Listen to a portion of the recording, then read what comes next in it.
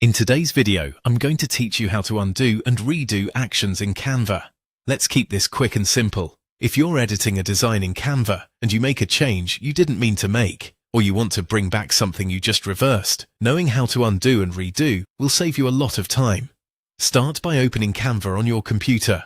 Once Canva is open, go ahead and open the design you want to work on. This can be any project, like a presentation, social media graphic, poster, or document. The important thing is that you're inside the editor and ready to make changes. Now if you do something by mistake, like moving an element, deleting text, resizing an image, or changing a color, you can quickly undo that action by pressing Ctrl and Z on your keyboard at the same time. This is one of the most useful shortcuts to remember because it instantly takes your last action back.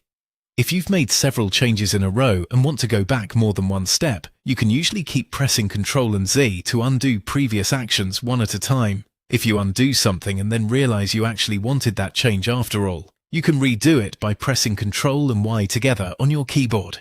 Redo brings back the action you just undid, which is very helpful if you changed your mind or reversed something accidentally.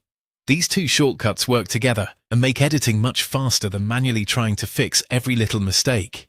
They're especially helpful when you're working quickly or experimenting with different design ideas. Instead of worrying about making the perfect choice right away, you can test things out and use undo or redo as needed.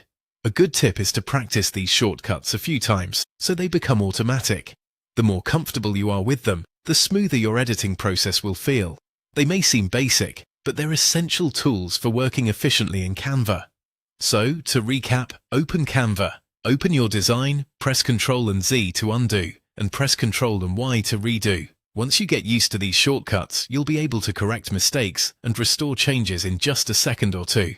Thanks for watching, and I'll see you in the next video.